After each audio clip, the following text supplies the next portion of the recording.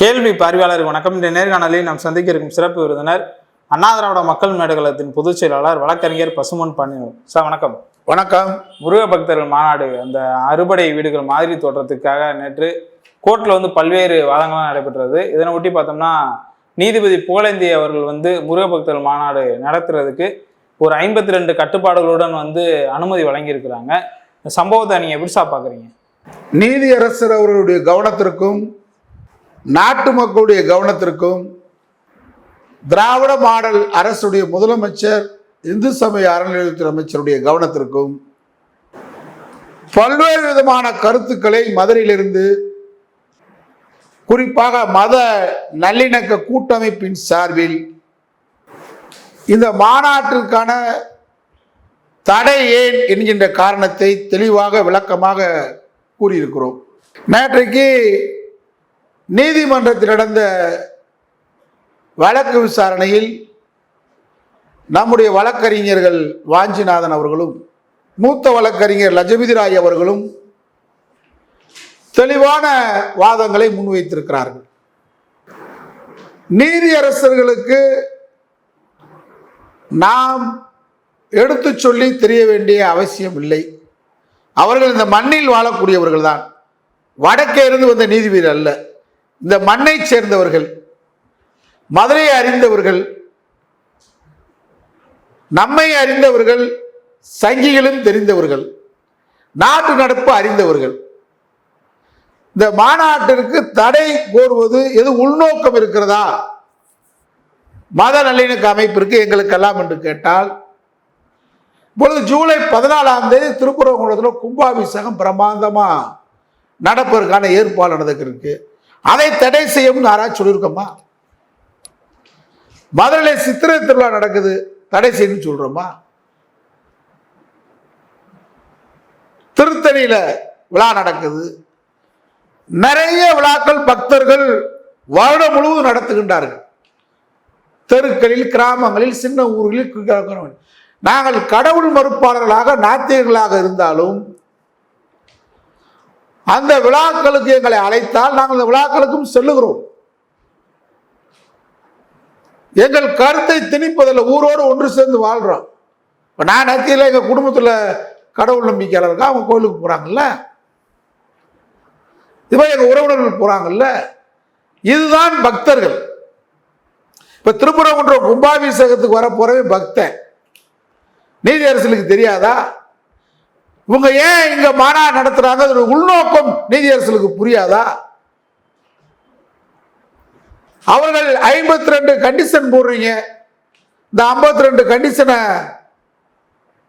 ஒத்துக்கிட்டு நீதிமன்றத்தில் ஒத்துக்கிட்டு ஒழுக்கமா நடக்கக்கூடியவர்களா? கடந்த காலத்தில் அவருடைய வரலாறு என்ன? நீதியரசர்கள் எண்ணி பார்க்கணும். நேற்றைக்கு மிகப்பெரிய வருத்தம் என்னன்னு கேட்டா, திராவிட மாடல் அரசனுடைய நியமிக்கப்பட்ட அரசு வழக்கறிஞர்கள் இந்த மாநாட்டிற்கு எடுத்த உடனே வாதம் தொடங்குறதுக்கு முன்னாடி நீதிமன்றத்தில் அனுமதி அப்படின்றத காவல்துறை அனுமதி கொடுத்து வச்சுன்ற செய்தியை அவ்வளவு அவசரமா சொல்ல வேண்டிய அவசியம் இல்லை என்பது எங்களை பொருளுடைய கருத்து. நாங்கள் உண்மையை உள்ளவாறு பேசி பழக்கப்பட்டவர்கள். அவ்வளவு அவசரமா நீங்க கொடுக்க வேண்டியதில்லை. ஒரு அவகாசம் வாங்கியிருக்கலாம். அவங்க எங்க என்ன சொல்றாங்க, திராவிட முன்னேற்ற கழகத்துடைய ஆட்சியை முருகப்பெருமான் மாநாட்டுக்கு பின்னாடி கலைக்கப்படும், முடிவுரை எழுதப்படும் சொல்லி ஒரு ஒன்றிய உள்துறை அமைச்சர், ஒன்றியத்தில் இருக்கக்கூடிய ஒரு அமைச்சர் எல்முருகன் பேசுறார். இந்து முன்னணி என்ற பேர்ல காடேஸ்வரன் சுப்பிரமணியன் என்றாலு பழனியில வேல் அபிஷேகம் பண்ணிட்டு இந்த வேல் திமுக ஆட்சியை கலைக்கும் குத்துயோடு முடிய போகுதுன்றார். அரசியலில் ஆன்மீகம் கலக்கக்கூடாது, ஆன்மீகத்தில் அரசியல் கலக்கக்கூடாது. உலகத்தில் பல்வேறு புரட்சிகள் ஏற்பட்டதுக்கு காரணமே ஆன்மீக அரசியல் தான்.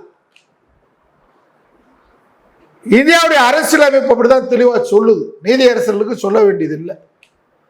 கொள்ளைந்தர்ல ஊசி வித்த கதை தான் அவங்களுக்கு நாங்கள் சொல்றது. நீதியரசர்கள் கரைச்சி குடிச்சு தான் அந்த இடத்துக்கு வந்திருக்கீங்க. நீங்க அதுவும் குறிப்பா வழக்கறிஞரா இருந்து மக்களோட மக்களா இருந்து வந்திருக்கீங்க. மாநாடு நடத்துபவர்கள் யார்? மாநாடு வேணான்னு சொல்றது யார்? இது உங்களுக்கு தெரியாத பகுத்தாய்வு தெரியாதா? மதுரை மாநகர ஆணையர் இவ்வளவு வேகமா போய் 52 கண்டிஷன் அவங்க ஒத்துக்குருவாங்களா? ரெண்டாவது, தேவர் ஜெயந்தி மாதிரி போன்ற விழாக்களுக்கு வரும்போது அங்கங்க போலீஸ் ஸ்டேஷன்ல அந்த வாகனத்தை எழுதி கொடுத்து லைசன்ஸ் வாங்கணும்னு இருக்கு. ஆனா நேற்றைக்கு அதை தளர்த்தணும்னு சொல்லி இவங்க இந்து முன்னணி சொல்றாங்க. உடனே அரசு வழக்கறிஞர் நீங்க பெட்டிஷன் கொடுத்தாலே போதும், நாங்க உடனே அனுமதி கொடுப்போம்னு சொன்னா என்ன அர்த்தம்? இருசக்கர வாகனங்களுக்கு வர்றதுக்கு அனுமதின்றீங்க. இப்ப நாங்க இதெல்லாம் சொல்றதுனால நாங்க இந்து முன்னணிக்கோ ஆர்எஸ்எஸ்க்கோ பாஜகக்கோ யாரும் அஞ்சியவர்கள் இல்லை, பயப்படுறவங்க இல்லை. அதை புரிஞ்சுக்கிறோம் எல்லாரும். நாங்கள் ஏதோ முருகன் மாநாட்டை கண்டு பயப்பட போகிறோம், நாங்கள் அஞ்ச மாட்டோம். மதுரை மக்கள் நல்லிணக்கமா வாழணும். ஒரு கலவரம் நடந்தா கோயம்புத்தூர் மிகப்பெரிய தென்னிந்தியாவின் மான்செஸ்டர், மிகப்பெரிய தொழில்நகரமா வளர்ந்தது. அந்த தொழில்நகரத்தை மதத்தின் பேரால் குண்டு வைத்து அதை ஒரு 25 ஆண்டுகளுக்கு பொருளாதார பின்னடைவை ஏற்படுத்தியது ஆர்எஸ்எஸ் பயங்கரவாத சதி கும்பல். இன்னைக்கு எங்கேயோ கோயம்புத்தூர் வளர்ந்து போயிருக்கும். ஒரு மும்பை மாதிரி தொழில வளர்ந்த ஏரா தென்னிந்தியாவுடைய மான்செஸ்டர். இன்னைக்கு மதுரை என்பது ஒரு பண்பாட்டின் உறைவிடம், நாகரிகத்தில் ஏற்படும் கலாச்சாரத்தின் பிறப்பிடம். தமிழ் சங்கம் கண்ட மதுரையில மக்கள் இந்த கலவரக்காரனை பார்த்துக்குருவாங்க, நாங்க தான் வரணும்லாம் இல்லை, மதுரை மக்களே பார்த்துக்குருவாங்க. மதுரைக்காரனா அதுக்கு தனி அடையாளமே இருக்கு. சங்கி வலுவா மாட்டிக்கிட்டான் மதுரையில, வேற எங்கேயாவது போட்டிருந்தா கூட தப்பிச்சு போயிடலாம். மதுரைக்காரன் ரோசக்காரன், மதுரைக்காரனுக்குன்னு ஒரு வரலாறு இருக்கு. ஆனா சங்கி இங்க யாரையும் மரட்டிட்டு போயிடும், உருட்டிட்டு போயிடும், அது வேற. தேவையில்லாத ஒரு கலவரத்தை பதட்டத்தை மதுரையில் உருவாக்க நினைக்கிறார் என்பதற்கு அவருடைய பேச்சுக்கள் இருக்கு. நீதியரசர்களுக்கு தெரியாதா? நாங்க ஏற்கனவே சொல்லிட்டோம், மதுரையை தீ வைக்க வர்றான், நாங்க தீயணைக்கும் படைன்றோம். மதுரை ஒருத்தர் கற்பழிக்க வர்றான்னு சொல்றோம், கற்பழிப்போனை தடுப்பது நாங்க. நீங்க கற்பழிப்போனுக்கு அனுமதி கொடுக்கலாமா? தீ வைக்கிறதுக்கு 52 கண்டிஷன் போட்டு அனுமதி கொடுக்கலாமா? கொலை செய்வதற்கு 52 கண்டிஷன் போட்டு அனுமதி கொடுக்கலாமா? திருடுவதற்கு 58 கண்டிஷன் போட்டு கொடுக்கலாமா? திருட்டு பை ஆர்எஸ்எஸ், கொலைகார ஆர்எஸ்எஸ், கொள்ளைக்காரன் ஆர்எஸ்எஸ், கொள்ளையடிப்பவனுக்கு 52 கண்டிஷன் போட்டு கொடுக்கலாமா? ஆர்எஸ்எஸ் என்றாலே கொலைகாரன். தமிழ்நாடு வலுவா கொள்கை சித்தாந்தத்தில் இருக்கிறோம். இல்லாட்டி அவங்களை எதிர்த்து பேசுற கல்புர்கிய கொள்ளலை எழுத்தாளர, தபேல்கார் பகுத்தறிவாதிய கொள்ளலையா? மகாத்மா காந்தி கொலை வழக்கிலேயே முதலாக இந்தியாவில் அந்த பயங்கரவாத சதிக்கு கொலை சதிக்கு துணை போனதான சாவர்கர் கூட்டம் பின்னாடி விடுவிக்கப்பட்டார் என்பது வரலாறு. அது எப்படி விடுவிக்கப்பட்டார் வேறு. கோட்ஸை யாரால் பயிற்றுவிக்கப்பட்டார்? இந்த கொலைக்கு மகாத்மா காந்தியை கொலை செய்வதற்கு யாரால் பயிற்றுவிக்கப்பட்டார்? ஆர்எஸ்எஸ் பின்புலம் இல்லையா? உச்ச நீதிமன்றம் இதே மாதிரி நிபந்தனைகள் விதித்து ஒன்றிய அரசு அன்றைக்கு நரசிம்மராவ் தலைமையில் பிரதமர் அமைச்சராக இருக்கும்போது, உத்தரப்பிரதேச காங்கிரஸ் கல்யாணி சிங் முதலமைச்சராக இருக்கும்போது அத்தனை நிபந்தனைகளை மீறி அத்வானி தலைமையில கத்தி அருவா சுத்தியல் கடப்பாறையுடன் கூடி இந்தியாவுடைய வரலாற்று சின்னம் பாபர் மசூதியை இடித்தார்களே, நீதியரசர்களுக்கு தெரியாதா? ரத யாத்திரையா ரத்த யாத்திரை நடத்தினார்களா? நம் கண் முன்னால் நடந்த வரலாறு இல்லையா? இந்தியாவின் வரலாறு 1992 டிசம்பர் 5க்கு முன் இந்தியா, டிசம்பர் 5க்கு பின் இந்தியா தான் எழுத வேண்டும். இந்த நாட்டை ரத்த கிளையாக்குனது யார்? இஸ்லாம் என்றால் அவன் மீது வெறுப்புணர்வை கைக்கியது யார்? கிறிஸ்துவ பாதிரியார்களை ஜீப்போடு உயிரோடு கொளுத்திய கூட்டம் எது? நீதியரசர்களுக்கு தெரியாதா? இன்றைக்கு அவர்கள் தினசரி ஆயிரக்கணக்கான மக்களை காசு கொடுத்து கலவரக்காரர்களை மதுரையில கொண்டு வந்து மாநாட்டுக்கு முன்னாடி நாங்க அறுபடை வீடு கட்டுறோம் சொல்றான். அறுபடை வீடு உன்னால உருவாக்க முடியுமா? இதுக்கு அறுபடை வீடுகளில் திருச்செந்தூர்ல அரங்காவலர் அனுமதி பெற்று விட்டார்களா? பழனியில் அனுமதி கொடுத்துட்டாங்களா? திருத்தணியில் அனுமதி பெறப்பட்டிருக்கா? சாமிமலையில் அனுமதி பெறப்பட்டிருக்கா? பழமுறிச்சோலையில் அனுமதி பெறப்பட்டிருக்கா? திருப்பரங்குன்றம் முருகன் கோயில் அனுமதி வாங்கிட்டீங்களா? நீங்க வாங்கணும்னா பாலாலயம் நடத்தணும், மூலவருக்கு பூஜை பண்ணணும். அப்படி செஞ்சாலும் அப்பதான் உற்சவர் வெளியே வருவார். இது அவன் வச்சிருக்கான். ஆகம விதின்றது அவன் தான். அனைத்து ஜாதியிலும் அர்ச்சகர் ஆகலாம் அப்படி சட்டம் கொண்டு வந்தா நீதியரசர் என்ன கொடுக்குறீங்க? ஆகம விதி கோயில்களுக்குள் அர்ச்சகர் நியமிக்காத, ஆகம விதி இல்லாத தெரு இருக்கிற கோயிலுக்கு போட்டுக்கன்றீங்க. இப்ப இவன் தெருவுக்கு கொண்டு வர்றான். அறுபடை வீடுகளை அவன் அறுபடை வீடுகளை அரங்காவில் அனுமதி இல்லாம தெருவுக்கு கொண்டு வர. எப்படி கொண்டு வர? அப்படி கொண்டு வரலாம். பாலாலயம் நடத்தப்பட்டிருக்கா? உன்னுடைய விதியை கேட்கிறேன், உன்னுடைய ஆகமதியை கேட்கிறேன். நான் ஆகமதியை நம்பல. எங்களுக்கு ஒரு நீதி உனக்கு ஒரு நீதியா? அனைத்து ஜாதியும் அர்ச்சராகலாம்னு கேட்டா ஆகமதியை சொல்ற. இப்ப நீ ஆகமதியை மீறல. நேற்று பாருங்க, மதுரையில ஆதின திருஞான சம்பந்தருடைய விழாவுக்கு காலையில எப்பயும் 4 மணிக்கு மீனாட்சி அம்மன் கோயில்ல பூஜை நடக்கணும். 5:30 மணிக்கு வர்ற ஒரு ஆதினத்துக்காக மதுரையில மீனாட்சி அம்மன் கோயிலுடைய பூஜை நிறுத்தப்பட்டிருக்கு. இது ஆகம விதி மீறல் இல்லையா? உங்களுக்கு தேவைன்னா ஆகம விதின்னுவீங்க, எங்களுக்கு தேவைன்னா ஆகம விதியை காட்டி எங்களுக்கு மறுப்பீங்க. நீதியரசர்கள் பார்க்க வேணாமா? அப்பதான் உற்சவர் வெளியே வர முடியும். அப்படி வந்தாலும் ஆகமதி இப்படி பிரதிஷ்டை செய்து கும்பாபிஷேகம் நடத்திய முன்பே நீ அந்த அம்மா தொடர்ல பூஜை செய்யணும். நடைமுறை நடத்தப்பட்டிருக்கா? ஏன் இங்க கொண்டு வந்து வைக்கிற?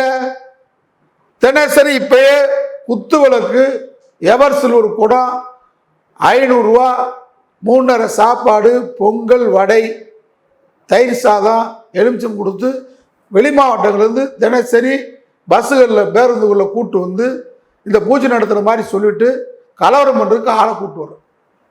நாங்கள் உளவுத்துறை கிடைக்கிற தகவலை உளவுத்துறைக்கு சொல்கிறோம். அதுக்குதான் கொண்டு வந்து வச்சுட்டு தினசரி காலை மாலை 2 வேளை பூஜை கிடையாது. கோயில அப்புறம் இழுத்து மூடவா? நீ 15 நான் இன்னையிலேருந்து நடத்த போறேன்னு கேட்டிருக்கல அனுமதி. அப்போ முருகன் கோயில், திருச்செந்தூர் முருகன் கோயில், பழமுறிச்சோலை, பழனி முருகன் கோயில், திருப்புரம் முருகன் கோயில் மூடிட்டு எல்லாம் இங்கே வந்துருக்குமா? எப்படா சாமி வீதிக்கு வந்துச்சு, தெருவுக்கு வந்துச்சு? கேட்க வேணாமா? அவசியம் என்னன்னு கேட்க வேணாமா? நாளை நாங்கள் மத நல்லிணக்க அமைப்பு நடத்துறோம். ஜெருசலேத்தில் இருக்கக்கூடிய இயேசுனார் இங்க கொண்டு வரோம்ன்றான், மெக்கால் இருக்கக்கூடிய மசூதி கொண்டு வரோம்ன்றான், இந்து கோயில் ஒன்று வைக்கிறான். அனுமதி கொடுப்பீங்களா? தினசரி பல்லாயிரக்கணக்கான பேரை திரட்டுறான். நான் அதுக்கு தயாரில்ல. மத நல்லிணக்க அமைப்பு சொல்றாங்க, நான் மூட நம்பிக்கை ஒளிப்பூர்வம் நடத்துறேன். அனுமதி கொடுப்பீங்களா? இது எதை வழிவகுக்கும்? கருத்துரிமை என்பது உண்டு. இதே மதுரையில் 144 தடை உத்தரவு இருக்கும் போது தவறாக காவல்துறை அனுமதி கொடுக்கப்பட்டு 1 மணி நேரத்தில் கலவரக்காரங்க பழங்கானத்தில் திரண்டாங்க. அன்றைக்கு எங்களை போன்ற அமைப்புகளால தடுத்து நிறுத்தப்பட்டிருக்கோம் கலவரக்காரங்கள. ராஜா என்ன பேசினாரு? ராஜா என்ன பேசினா? மதுரை மீண்டும் ஒரு அயோத்தின்னு சொல்ற. அயோத்தியில என்ன நடந்துச்சு நீதியரசருக்கு தெரியாதா? அனுமதி கொடுக்கக்கூடிய காவல்துறைக்கு தெரியாதா? திராவிட மாடல் அரசுக்கு தெரியாதா? முதலமைச்சருக்கு தெரியாதா? மீண்டும் மதுரையில் ஒரு அயோத்தி என்று சொன்னால் இங்கே ரத்த கலவரியை உருவாக்கணும், வன்முறையை தூண்டுறது மத நல்லிணக்க கூட்டமைப்பா, ராஜா கூட்டமா? அனுமதி கேட்டிருக்கிறது இந்து முன்னணின்னு சொல்ற. அங்கே அரசியல் கலக்கக்கூடாதுன்னு சொல்லிருக்கீங்க நீதியரசர். போய் பாருங்க, பூரா தாமரை கொடிதான் பறக்குது. இந்து முன்னணி கொடியே பறக்கல. விமான நிலையத்திலிருந்து பெருங்குடி பக்கம் பாஜக கொடி, மோடி படம்.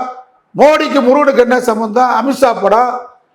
பாஜக மாநாடு மதவெறியை தூண்டுவதற்காக, இஸ்லாமுக்கு எதிர்ப்பாக திருப்பரங்குன்ற மலையை நோக்கி குறிவைத்து சிக்கந்தர் மலையை தகர்க்க வேண்டும் என்பதுதான் RSS திட்டம், நாக்பூர் தலைமையின் திட்டம், காடேஸ்வரன் திட்டம், எச்ராஜ திட்டம். அது நடக்காது. நீ ஒரு இஸ்லாமுடைய மயிரை கூட மதுரையில் புடிக்கிட்டு போக முடியாது எவனும். ஒட்டுமொத்த இந்தியாவில் கூட RSS காரன் வந்தாலும் மதுரை திரும்பி, மதுரைக்காரனுக்கு அவ்வளவு வீரம் இருக்கு. மதுரைக்காரன் ரோசக்காரன் விடவே மாட்டோம். நீ முருகபக்தர்கள் மாநாடுன்றது வேறு. முருகபக்தர் மாநாடு நடக்க நீதியரசுக்கு தெரியாதா, காவல்துறைக்கு தெரியாதா, உளவுத்துறைக்கு தெரியாதா? அதை திமுக அரசை குறிவைக்கிறார், பகிரங்கமா பேசுறான். எல்முருகன் பேசுறார். மத்திய ஒன்றிய உள்துறை அமைச்சரே மதுரையில் வந்து கலவரத்தை தூண்டி விட்டுட்டு நிர்வாகிகளை, பாஜக நிர்வாகிகளை சந்திக்கின்ற போர்வையில கலவரத்துக்கான திட்டம் தீட்டி விட்டு சென்றிருக்கிறார். பகிரமா குற்றம் சொல்ற. இவ்வளவுக்கு முன்னாடி நீங்க அனுமதி கொடுக்குறீங்கன்னா விளைவுகளை காவல்துறை தான் சந்திக்க வேண்டும். எங்களுக்கு ஒண்ணும் இல்லை. நாங்கள் மக்கள் நல விரும்பி, நல்லிணக்க விரும்பிகள், சமய நல்லிணக்கத்தை பேணுகின்றோம். மதுரை ஒரு பண்பாட்டு நகரம். அண்ணன் தம்பிகளாக சகோதரராக வாழ்றோம். முருகபக்தர் மாநாட்டுக்கு அவன் யாரை கூப்பிடான் நீதியரசனுக்கு தெரிய வேண்டாமா? குன்றக்குடி அடிகளார கூப்பிட்டுருக்கானா? ஆந்திரால தெலுங்கானா துணை முதல்வருக்கு என்ன வேலை? காவாலி பைய, களவாணி பைய, திருட்டு பைய, மொல்லமாரி பைய, முடிச்சு வைக்கி பைய RSS பொருள் உள்ள வர்றேன். எங்களுக்கு தெரியாதா? வரக்கூடிய வாகனங்களை எல்லாம் சோதனை பண்ணுங்க. எல்லாம் ஆயுதத்தில் வர்றான். குட்டி குட்டி கலவர ஜாதி காரணம் பூரா கூட்டு பணம் கொடுத்துருக்கான். அன்றைக்கு மதுரையை அலோலப்படுத்தணும் தொடர்ச்சியா 10 நாள் நினைக்கிறான். இதுக்கு நீங்க அனுமதி கொடுக்கலாமா? திமுகவை எதிர்த்து தொடர்ந்து அவன் தாக்குதல் பண்றான். இந்த மாநாடே திமுகவுக்கு எதிர்த்து தான் பண்றான். பேசியிருக்கான், அரசியல் பேசுறான். நீதியரசர்கள் சொல்றாங்க அரசியல் கலக்கக்கூடாது. அரசியல் தான் இதுல இருக்கு. மாநாட்டுக்கு முன்னாடி திமுக ஆட்சிக்கு முடிவுரை எழுதப்படும் தமிழிசை சவுந்தரராஜன் சொல்றாங்க. எல்முருகன் முருகன் மாநாட்டுக்கு பின்னாடி திமுக அழியும் சொல்றாரு. 2026 திமுக முருகன் மாநாட்டுக்கு முன்னாடி வராது, நாங்கள் பாஜக கூட்டணி காடேஸ்வரன் சொல்றான். எதை காட்டுது? நீதியரசருக்கு தெரிய வேணாமா? நான் திராவிட மாடல் முதலமைச்சருக்கு அன்போடு கேட்டுக்கொள்வேன். இந்து சமய அறநிலையத்துறை அமைச்சர் கேட்கிறேன், மாநகராட்சியுடைய அனுமதி கொடுத்திருக்கீங்களா? ஒரு அரங்கம் நடத்த, ஒரு அரங்கம் போடணும், ஒரு விளம்பரம் பண்ண மாநகராட்சி அனுமதி கொடுக்கப்பட்டிருக்கா? இந்து சமய அறநிலையத்துறை அனுமதி பெறப்பட்டிருக்கா? அவங்களுக்கு கொடுக்க வேண்டிய அவசியம் என்ன? அவர்கள் தாக்குதல் மத நல்லிணக்கத்தை செய்த எங்கள் மீதுதான் சங்கிலுக்கு இருக்கு. ஆட்சியில் நீங்க இருக்கீங்க, அதிகாரத்தில் நீங்க இருக்கீங்க. திராவிட மாடலுடைய முதலமைச்சர் அதிகாரத்தில் இருப்பது இந்த மண்ணிற்கு நல்லது. இந்த மண்ணிற்கு ஒரு பாதுகாப்பு, சமய நல்லிணக்கத்திற்கு ஒரு பாதுகாப்பு. பெரியார் அண்ணா வழியில் இன்னைக்கு திராவிட இயக்கத்தை காத்துக்கிட்டு இருக்கீங்க. எங்களுக்கு ஒன்றும் ஆட்சேபம் இல்லை. இந்த திமுக ஆட்சிக்கு நாங்கள் பாதுகாப்பா நிற்போம், அரணா நிற்போம், உறுதியா நிற்போம். எந்த விளைவையும் சந்திப்போம். திமுக ஆட்சியை பாதுகாப்புக்கு மாற்றம் இல்லை. ஆனா மதுரையில் அமைச்சர்கள் இந்த முருகன் மாநாட்டை பற்றியே பேசுறது இல்லை. ஆனா அந்த மாநாட்டுக்கு முன்னாடி திமுக ஆட்சி இருக்காதுன்றான். இந்த மாநாட்டுக்கு முன்னாடி திமுகவே இருக்காதுன்றான். இந்த மாநாட்டுக்கு முன்னாடி திமுகவை அழிப்போம்ன்றான். நாங்க தான் நிக்கிறோம். திமுக மாவட்ட செயலாளர்களோ, திமுக பொறுப்பாளர்களோ, அமைச்சர்களோ மதுரையில் என்ன பண்ணிட்டு இருக்காங்க? மதுரையின் பாரம்பரியம் உங்களுக்கு தெரியாதா? சிக்கந்திர மலையில ஆடு கோழி பலியிடப்பட்ட வரலாறு இங்க கூட அமைச்சர்களுக்கு தெரியாதா? சங்கியில் இன்னைக்கு அதை நிறுத்தி வச்சிருக்கானே, இஸ்லாம் மக்களுக்கு எதிராக செய்யறானே. நம்முடைய தளபதி ஸ்டாலின் வலுவா பேசுறீங்க. இந்தியாவிலே இன்னைக்கு சித்தாதிரதியா மோதுறீங்க. கீழடி தொன்மையை பாதுகாக்க கொண்டு கொடுக்குறீங்க. மாநில உரிமைகளுக்காக இந்தியாவில் இன்னைக்கு நீங்க நிக்கிறீங்க. நாங்க உங்களுக்காக நிக்கிறோம். நம்முடைய இளைய தளபதி தம்பி மாண்புமிகு அமைச்சர் உதயநிதி ஸ்டாலின் வலுவா பேசுறார். மற்ற யாரு சனாதனத்தை வந்து வாய் திறக்க மாட்டேன்றாங்களே, காரணம் என்ன? சங்கிகள் அவங்களை எடுத்து பேச மாட்டேங்க. என்ன எடுத்து கம்ப்ளைண்ட் கொடுக்குறான், வாஞ்சினா எடுத்து பேசுறா, நீதா பாணின் எடுத்து பேசுறா, ஹென்ரி டிஃபன் எடுத்து பேசுறா. ஆட்சி அதிகாரத்தில் இருக்கிறவங்க சங்கியை எதிர்த்து பேச மாட்டேன்றா. காரணம் என்ன? உண்ணா உடன்பாடு. சங்கிக்கு சிங்கி அடிக்கிறாங்களா? சங்கி எங்களுக்கு பணம் கொடுக்குறாங்கன்னு சொல்றான். பிளாக்மெயில் பண்ணி வாங்கினேன்றான். யார்கிட்ட வாங்க எங்களுக்கு தெரியாது. நாங்கள் இந்த ஆட்சி நீடிக்க வேண்டும் என்று விரும்புகிறோம். இந்த ஆட்சி தொடர வேண்டும் என்று விரும்புகிறோம். இந்த ஆட்சிக்கு பாதுகாப்பா இருக்குன்னு விரும்புகிறோம். ஆனா இந்த ஆட்சிக்கு எதிராக தினசரி விஷம பிரச்சாரத்தை RSS காவி கும்பல் மதுரை மண்ணில் அரங்கேற்றி நிற்பதை நாங்கள் ஒருபோதும் அனுமதிக்க மாட்டோம். நீங்க அனுமதிக்கலாம். தவறான செய்திகளை அமைச்சர்கள் உங்களுக்கு சொல்லிக்கிட்டு இருக்காங்க நினைக்கிறேன். மதுரை மக்கள் இந்த மாநாட்டை விரும்பவில்லை. மதுரை மக்கள் முருக பக்தர் மாநாட்டுக்கு எதிராக இருக்கிறார்கள். நம்முடைய திராவிட சித்தாந்தத்துக்கு எதிராக கூடிய RSSக்கு ஆதரவாக ஆட்சி அதிகாரத்தில் இருப்பவர்கள் செயல்பட்டால் மக்கள் ஏற்றுக்கொள்ள மாட்டார்கள். இதை அவங்க கவனத்துக்கு கொண்டு வர்றோம். அதனால முருக பக்தர்கள் மாநாட்டுக்கு மாநகராட்சி அனுமதி கொடுக்காது. எந்த சமய அறநிலையத்துறை கொடுக்க கூடாது. நீதிமன்றம் கொடுத்துருக்குன்னா நீதிமன்றம் தான் நாளைக்கு மதுரையை பாதுகாக்கணும். நீதியரசர்கள் தலைமையில இந்த மாநாடு உங்க மேற்பார்வை நடத்துங்க. மீண்டும் சொல்றேன், நீதியரசர்கள் தலைமையில் உங்களுடைய நேரடி பார்வையில் மாநாடு நடத்துவதற்கு அனுமதி கொடுங்க. கொடுத்துட்டீங்க, நாங்க நீதியரசருக்கு கட்டுப்படுறோம், நீதி கட்டுப்படுறோம், தலை வணங்குறோம். ஆனால் மதுரை மக்கள் நாளைக்கு தலை குனியக்கூடாது. நீதிக்கு தலை வணங்குகிறோம். உங்கள் நீதியால் மதுரை மக்கள் நாளைக்கு தலை குனிந்து போகக்கூடாது. மத நல்லிணக்கம் தலை நிமிர்ந்து நிற்க வேண்டும் என்றால் நீதியரசர்கள் கவனம் செலுத்த வேண்டும். நாட்டை ஆளுகின்ற திராவிட மாடல் அரசு சீர்தூக்கி பார்க்க வேண்டும் என்பதுதான் மத நல்லிணக்கத்துடைய கூட்டமைப்பின் வேண்டுகோள்.